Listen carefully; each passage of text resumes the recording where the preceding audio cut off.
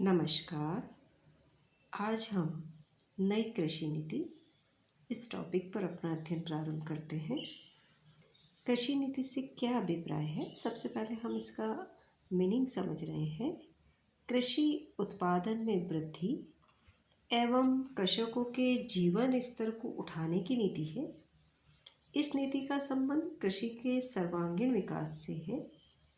भारत की अधिकतर जनसंख्या गांवों में रहती है। ग्रामीण लोगों का मुख्य व्यवसाय कृषि है, परंतु उचित कृषि नीति के अभाव में भारतीय कृषि पिछड़ी हुई है। भारतीय कृषि की जो समस्याएं हैं वो इस प्रकार से है। कम मूल्य कृषि की प्रधानता, कम लागत लाभ अनुपात, प्राकृतिक साधनों का अकुशल प्रयोग, सहकारी संस्थाओं का धीमा विकास। कृषि नीति का जो उद्देश्य है वो इन समस्याओं का समाधान है। यहाँ हम देख रहे हैं सबसे पहले पर्यावरण सुधार। कृषि नीति का मुख्य उद्देश्य पर्यावरण में हो रही अवनति को रोकना है। अभी तक पर्यावरण की अवनति को रोकने के लिए जो कदम उठाए गए हैं वे अपर्याप्त हैं। दूसरा उद्देश्य प्रति हेक्टर अधिक मूल्य वृद्धि, मोर वैल्यू एडेड पर हेक्टर।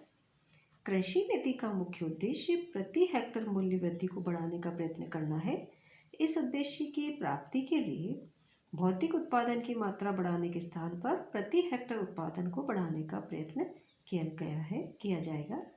नौकरशाही के हस्तक्षेप में कमी।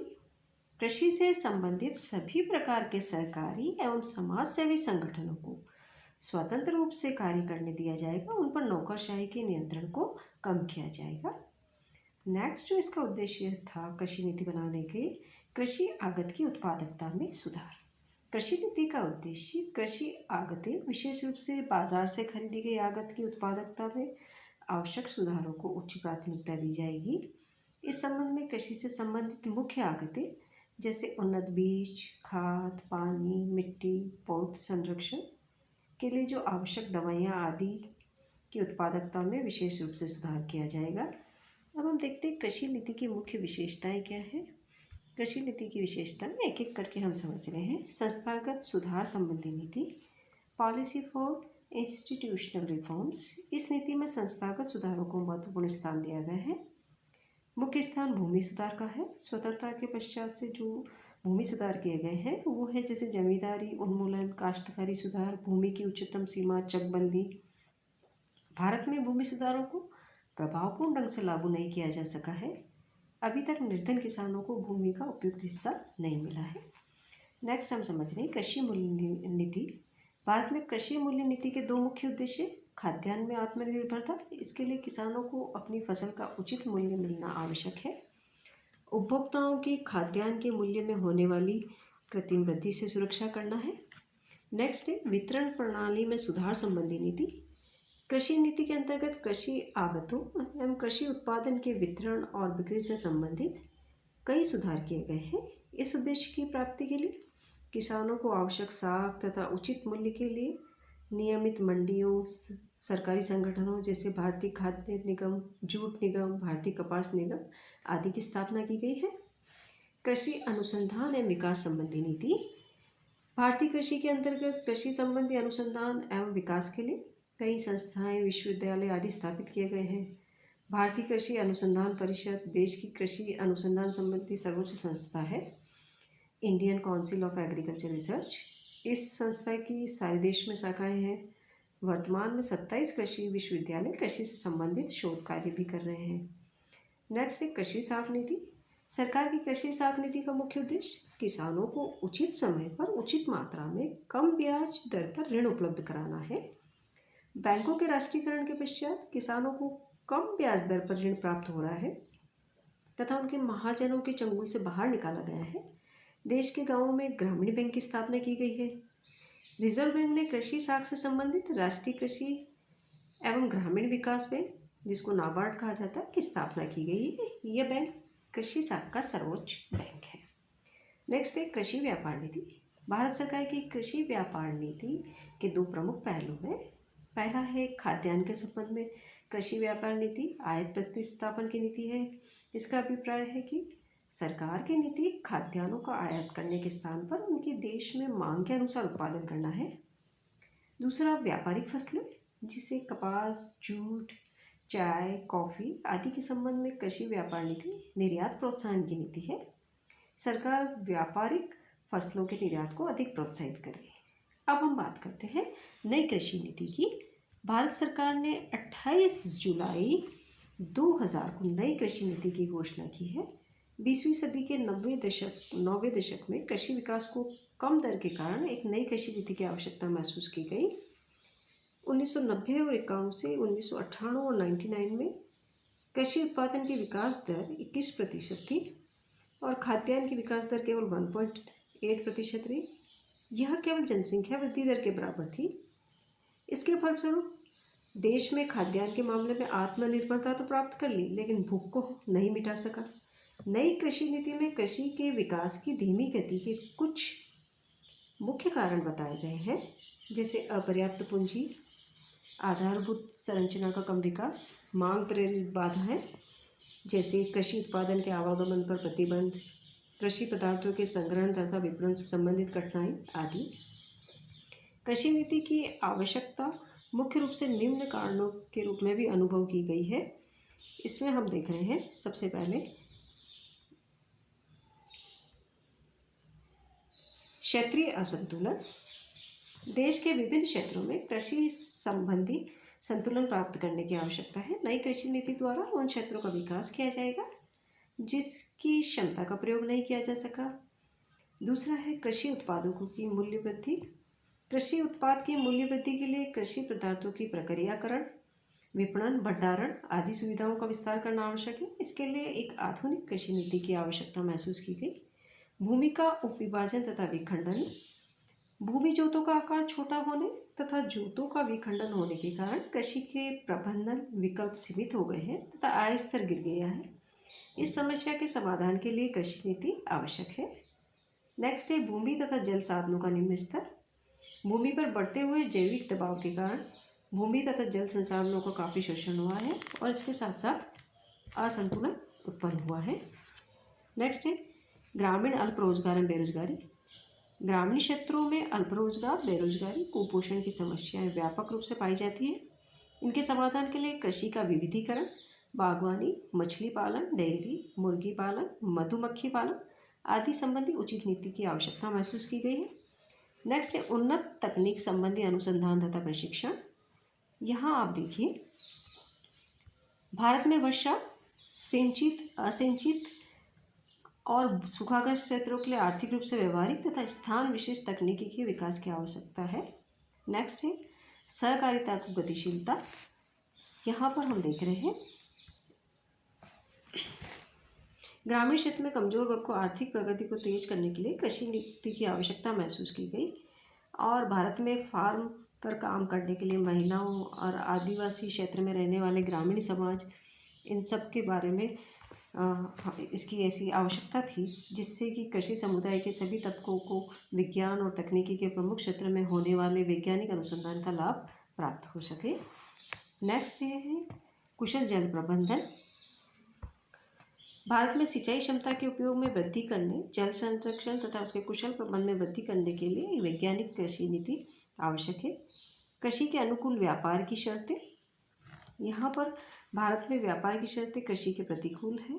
व्यापार की शर्तों को कृषि के अनुकूल बनाने के लिए कृषि नीति की आवश्यकता है। इसके फलस्वरूप कृषि क्षेत्र की ओर साधनों का अधिक प्रभाव होगा तथा पूंजी निर्माण में वृद्धि होगी। नेक्स्ट है कृषि आदानों की आसान उपलब्धता। किसानों को उनके गांवों में उन्नत बीज के किस्म, कृषि उपकरण तथा मशीनरी और अन्य महत्वपूर्ण आदानों को आसानी से उपलब्ध कराने के लिए नई कृषि नीति की आवश्यकता महसूस की गई। फिर नेक्स्ट है कृषि के नए आयामों का विकास। भारतीय कृषि को उन्नत तथा लाभदायक बनाने के लिए आवश्यक है कि इसके नए आयाम, डायमेंशंस जैसे बागवानी, पुष्प कृषि, औषधीय पौधों की कृषि आदि का शीघ्र विकास किया जाए और उनके निर्यात तथा घरेलू बिक्री का प्रबंध भी किया जाना चाहिए। नेक्स्ट है सीमांत भूमि का कुशल प्रयोग। सीमांत भूमि के प्रभावी उपयोग को प्रोत्साहन तथा जैविक उत्पादन में वृद्धि करने के लिए कृषि एवं कृषि वनों का विकास विशेष कृषि नीति द्वारा ही संभव है। नेक्स्ट हम देखते हैं नई कृषि नीति के क्या उद्देश्य है, एक एक करके हम इसको समझ रहे हैं। विकास की दर। राष्ट्रीय कृषि का मुख्य उद्देश्य एक ऐसी कृषि अर्थव्यवस्था की स्थापना करना है जो भारत के करोड़ों लोगों को खाद्य तथा पोषण संबंधी आवश्यकताओं और बढ़ते हुए औद्योगिक ढांचे के लिए कच्चा माल तथा निर्यात के लिए कृषि पदार्थ को उपलब्ध करा सके। जैसे विकास की दर, नई नीति का उद्देश्य वर्ष 2005 तक कृषि विकास की वृद्धि दर को 4% प्रतिवर्ष से अधिक करने का लक्ष्य रखा गया था। सतत विकास, कृषि नीति का उद्देश्य कृषि क्षेत्र में सतत विकास के लिए देश के प्राकृतिक साधनों का उच्च तकनीकी आर्थिक दृष्टि से संभव, पर्यावरण को सुरक्षित रखने तथा सामाजिक दृष्टि से उपयोगी प्रयोग करना है। नेक्स्ट है कुशल कृषि। नई नीति का उद्देश्य कृषि क्षेत्र की इस प्रकार वृद्धि करना है जो साधनों के कुशल प्रयोग पर आधारित है, भूमि, पानी, जैव विविधता को संरक्षित कर सके। फिर नेक्स्ट है मांग प्रेरित विकास। इनका उद्देश्य मांग प्रेरित विकास के लक्ष्य को प्राप्त करना है। इसका अभिप्राय यह है कि कृषि उत्पादन इतनी मात्रा में होना चाहिए कि घरेलू बाजार की आवश्यकता पूरी की जा सके, निर्यात से अधिकतम लाभ प्राप्त किया जा सके। नेक्स्ट है समानता के साथ विकास। नई कृषि नीति का उद्देश्य समानता के साथ विकास करना है। इसका अभिप्राय यह है कि देश के सभी क्षेत्रों तथा किसानों के सभी वर्गों का विकास होना चाहिए। नई कृषि नीति की व्यूह रचना तथा उसके उपाय अब हम देखते हैं। खाद्य एवं पोषण सुरक्षा संबंधी व्यूह रचना, जिसमें हमें इसके अंतर्गत निम्न उपाय किए जाएंगे। कृषि फसलों के उत्पादन तथा उत्पादकता को बढ़ाने का प्रयत्न करना, अधिक पोषण वाली खाद्य फसलों का विकास करना, बागवानी, पुष्प खेती, जड़ी बूटियों की खेती को प्रोत्साहन देना, पशुपालन, मुर्गी पालन, डेयरी तथा मधुमक्खी पालन आदि की क्रियाओं को प्राथमिकता देना है। दूसरा है सतत विकास की व्यूह रचना। इसमें जो उपाय किए जाएंगे वो होंगे कृषि भूमि को गैर कृषि प्रयोग से बचाना, बेकार पड़ी भूमि का कृषि तथा वन लगाने में प्रयोग करना, फसल गहनता को बहुफसलों तथा अंतर फसलों द्वारा वृद्धि करना, सिंचाई की नई तकनीक अपनाना, भूमिगत जल का कुशल प्रयोग करना, सार्वजनिक भूमि पर चरागाह तथा वनों का विकास करना आदि रखा गया। नेक्स्ट जो इसका व्यूह रचना है वो संस्थागत सुधारों संबंधी व्यूह रचना है। इसमें जिन तत्वों को शामिल किया गया वो है सारे देश में भूमि की चकबंदी की जाएगी, उच्चतम सीमा लागू करने से प्राप्त भूमि को बेरोजगारों में बांटा जाएगा, काश्तकारी सुधार किए जाएंगे, भूमि को पट्टे पर दिए जाने वाले कानून में सुधार होगा, भूमि संबंधी रिकॉर्ड को पूर्ण किया जाएगा, किसानों को उनकी भूमि की पासबुकें प्रदान की जाएंगी। नेक्स्ट जो था जोखिम प्रबंधन संबंधी व्यूह रचना। इसके अंतर्गत राष्ट्रीय कृषि बीमा स्कीम लागू की जाएगी। यह स्कीम सभी किसानों तथा देश की सभी फसलों तथा क्षेत्र पर लागू होगी। कृषि उत्पादन के मूल्य में उतार चढ़ाव सहित फसलों की बुवाई से लेकर कटाई तक किसानों के लिए पैकेज बीमा पॉलिसी को लागू किया जाएगा। नेक्स्ट है कृषि निवेश संबंधी व्यूह रचना।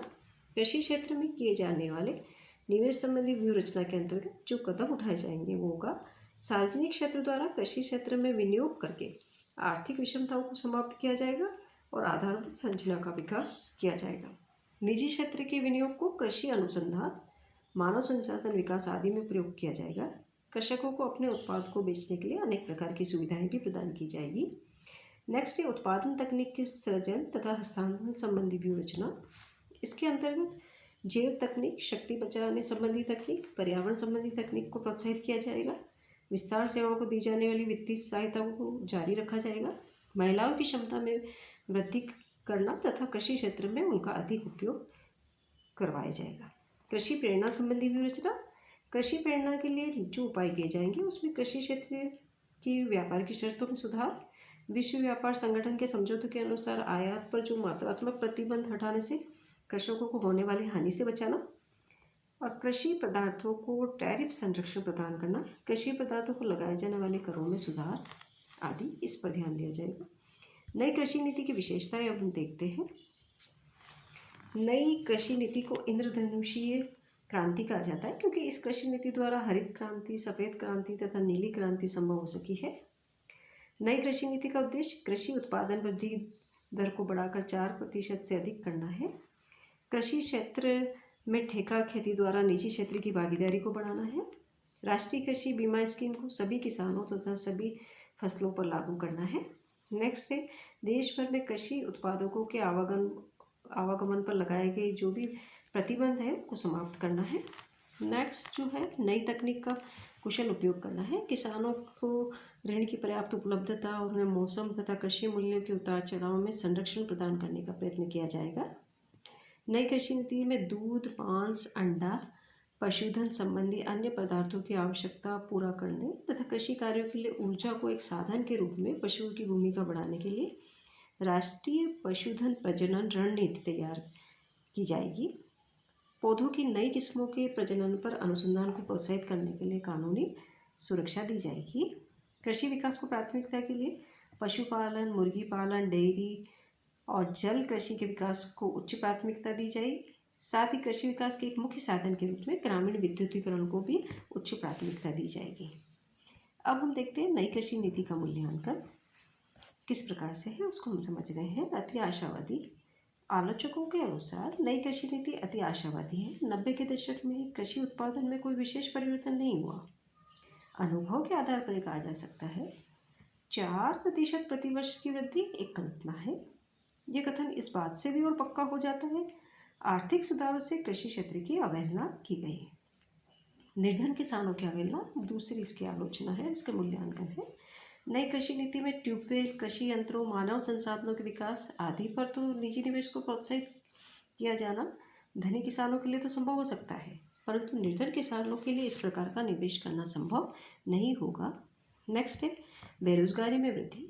नई कृषि नीति के अनुसार निजी क्षेत्र में ठेका खेती तथा भूमि पट्टे पर सुझाव दिया गया है। इसके फलस्वरूप कृषि क्षेत्र में बड़ी बड़ी कंपनियों का प्रवेश होने लगेगा तथा वे मशीनों का अधिक प्रयोग करेंगे, जिसके परिणामस्वरूप बेरोजगारी में वृद्धि होगी। नेक्स्ट है लक्ष्य संख्यात्मक नहीं। कृषि क्षेत्र में विकास लक्ष्य को तो 4% रखा गया है, परंतु उन उपायों को संख्या के रूप में व्यक्त नहीं किया गया है जिनसे ये लक्ष्य हासिल हो। नेक्स्ट है कार्यकरण तंत्र की अनुपस्थिति। कृषि नीति में कृषि की सफलता के लिए कई सुझाव दिए गए हैं, परंतु उन सुझावों को लागू करने के लिए तंत्र को स्पष्ट नहीं किया गया है। भारत में कृषि विकास राज्य का विषय है। जब तक राज्य सरकार इस दिशा में निर्देश नहीं देगी तथा केंद्रीय सरकार पर्याप्त मात्रा में धन उपलब्ध नहीं कराएगी, तब तक नई कृषि नीति सफल नहीं होगी। पिछड़े राज्यों की पहचान में असफल। यद्यपि नई नीति का उद्देश्य समानता के साथ विकास करना है, अर्थात देश के सभी क्षेत्रों का विकास करना है, परंतु इस नीति ने उन राज्यों की पहचान नहीं की है जो अपने कृषि विकास की क्षमता का उपयोग नहीं कर सके। इसलिए यह अधिक उचित होगा कि अगर नई नीति ऐसे राज्यों में आधारिक ढांचे के विकास के लिए विशेष पैकेज तैयार करती है तथा उसे लागू करने के लिए सुझाव देती है। इस प्रकार आज हमने नई कृषि नीति की व्यूह रचना, उसका अर्थ, विशेषताएं और उसके मूल्यांकन को देखा। धन्यवाद।